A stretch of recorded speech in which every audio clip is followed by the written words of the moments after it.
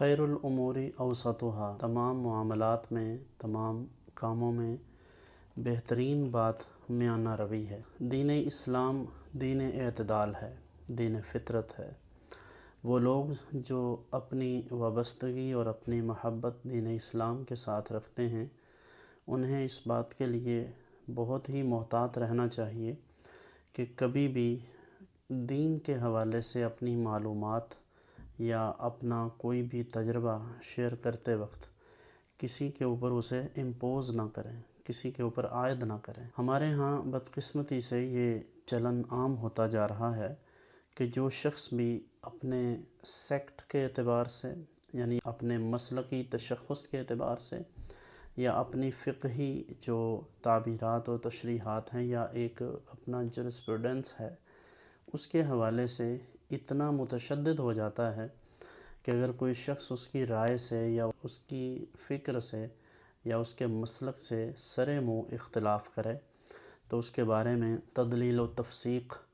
اور یہاں تک کہ بسا اوقات تکفیر کا فتویٰ جاری کر دیا جاتا ہے۔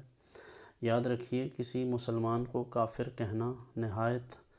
امر شنیع ہے اور اللہ رب العزت اسے ناپسند فرماتا ہے۔ ہاں، اگر کسی کے کفریات ثابت ہوں اور یہ کام مفتیان کرام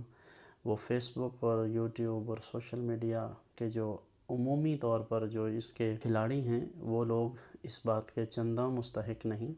کہ انہیں وقت کا مفتی کہا جائے، لیکن مفتیان کرام اس بات کو طے کریں گے کہ کیا اس میں کوئی کفریہ کلمہ ہے یا نہیں۔ تو عوام الناس کو خاص طور پر سوشل میڈیا پر اس طرح کے موضوعات زیر بحث نہیں لانے چاہیے۔ سوشل میڈیا پازیٹیو کاموں کے لیے استعمال کیا جائے اور کوشش کی جائے کہ جو لوگ آپ کی رائے سے اختلاف رکھتے ہیں ان کو دلیل کے ساتھ آپ ان کی بات کا جواب دیں، ان کا رد کریں۔ مذاہب باطلہ ہوں یا دیگر مسالک جو اپنی قباحتوں اور اپنے بدعقیدگیوں کے سبب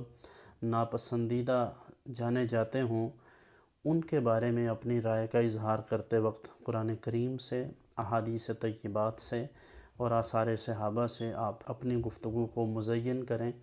نہ یہ کہ کسی بھی شخص کی ذاتیات کو ڈسکس کریں، اس کے بیوی بچوں کو، اس کے ذاتی تشخص کو، تو یہ بہرحال نامناسب امر ہے۔ تو ہمیں دین کے حوالے سے لوگوں کے ساتھ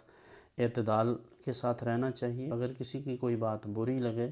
تو اس سے پارلیمانی انداز اور پارلیمانی زبان میں اختلاف کیا جا سکتا ہے۔